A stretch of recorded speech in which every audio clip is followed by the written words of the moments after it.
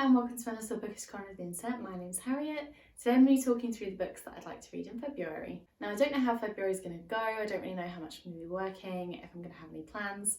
I do know that it's my partner's birthday in February, so I'll be having a couple of days off for that. I don't know if I'll be reading, probably not. So I've kept kind of the list of physical books that I have that I want to read quite short so that I don't disappoint myself, but I definitely need to read quite a few if I'm going to try and hit that 100 book challenge this year that I did set myself, so it is my fault if I don't do it.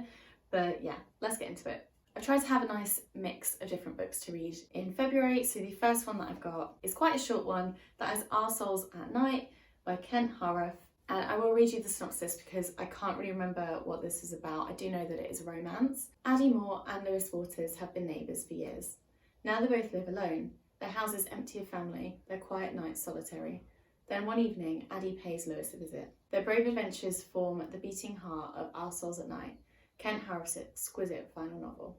This has actually got a little bit on the back by the Gwyn that just says that it's luminous, so I think that's why I picked it up. It was also on sale in Waterstones. I believe it was like £4 or £5, and I thought it just sounded really cute. Obviously February is the month where Valentine's Day happens. We don't really talk about Valentine's Day, me and my partner don't really do anything for it, but I thought it'd be nice to read a little romance novel, and I think this is going to be very cute. And the next two books are actually ones that I've borrowed from someone at work, and I've had them for a really long time, so that is why I'm going to read them both in February and give them back to that person because they've been waiting a while for them.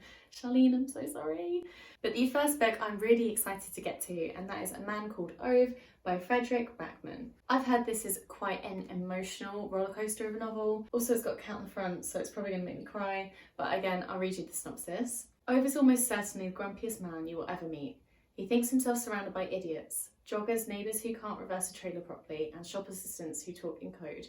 But isn't it rare these days to find such an old-fashioned clarity of belief and deed? Such unswerving conviction about what the world should be, and a lifelong dedication to making it just so. In the end, you will see there is something about Ove that is quite irresistible. So we're following this elder gentleman and just kind of his life, and I guess he's going to have something happen that kind of changes his perspective and his view on life, or maybe he meets someone and they see his point of view on everything. But I think it will be very cute. I have heard that it's very sad, so I'm a bit nervous about that. But yeah, I've been meaning to read it for a little while and I have seen it everywhere. And then the other book that is on loan is The Handmaid's Tale by Margaret Atwood. I've heard that this book is very, very interesting. I've heard that Margaret's writing is very poetic as well, but that's pretty much all I know. So again, I will read the synopsis. The Republic of Gilead offers Offred only one function, to breed. If she deviates, she will, like dissenters, be hanged at the wall or sent out to die slowly of radiation sickness. But even a repressive state cannot obliterate desire, neither Offred's nor that of the two men on which her future hangs. Brilliant conceived and executed, this powerful vision of the future gives full rein to Margaret Atwood's irony, wit and astute perception. So I guess it's like a dystopian novel set in the future. It sounds very dark, sounds like it's going to be very interesting and gripping. So yeah, I'm excited to get to this. I mean, I can say that I'm excited to get to all of these books because otherwise they wouldn't be on this TBR. The next book is the second in a trilogy that I've currently been reading. I've heard there's maybe going to be another book, but I'm not sure about that. But that is A Sprinkle of Sorcery by Michelle Harrison. This is the second book in the A Pinch of Magic trilogy. I don't want to read the blurb for this because obviously I've read the first book, but I can kind of give you an idea. So we're following three sisters. In the previous book, they found out that they had kind of magical powers associated with these three objects that they had, and there was also a curse that they tried to break. I have no idea where this story is going to go, but it is kind of aimed at children and it's fantasy, so I'm probably going to really enjoy it. And I think it'll be a very easy read as well, so I'll probably read this either before or after The Handmaid's Tale because I feel like that's going to be really intense. Also, huge props to the designer of this book. It is just stunning. What a beautiful front cover. And then don't laugh at me when I show you this book because I know it's been a very long time since I last said that I would read this, and I am still currently reading it. I am on page 126, which is not very far through, but I'm going to read it in February. You hold me to it, I will do it, because I definitely want to read more non-fiction this year, so I need to start that. And I'm going to be continuing and hopefully finishing Sapiens, A Brief History of Humankind by Yuval Noah Harari. I've shown this so many times on my channel. It's just a honestly quite a brief history of humankind for how long we've been about for, but also quite a big book at the same time. I was really enjoying it, I just haven't picked it up. And I definitely want to learn more about our history and just humans and everything, all these amazing things that we have done. So yeah, hopefully I can finish this.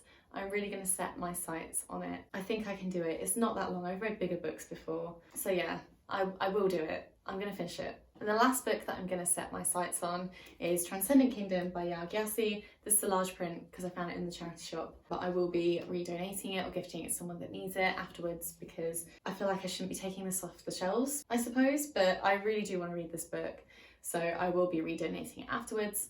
I haven't read any of Gyasi's writing yet, but I've heard that it is amazing, and the storyline of this one sounds like something I'm going to enjoy more, so I'll read you the synopsis. Gifty is a 6th year PhD candidate in neuroscience at the Stanford University School of Medicine, studying reward-seeking behaviour in mice and the neural circuits of depression and addiction. Her brother, Nana, was a gifted high school athlete who died of a heroin overdose after an ankle injury left him hooked on oxycodone. Her suicidal mother is living in her bed. Gifty is determined to discover the scientific basis for the suffering she sees all around her.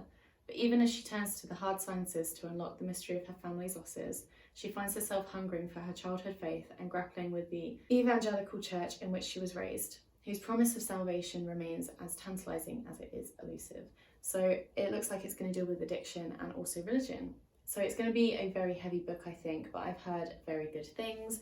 I think it'll be very eye-opening, and I'm excited to try this author's writing. So yeah, there's a huge mixture of different genres that I want to read this month. I really hope that I can get to them all, because I feel like they're going to kind of expand and blow my mind and be something that I really enjoy. Let me know down below if you've read any of these and if you did, what you thought of them. Spoiler free, please. But yeah, that is it from me today. Thank you so much for watching, and I'll see you in my next video. Bye!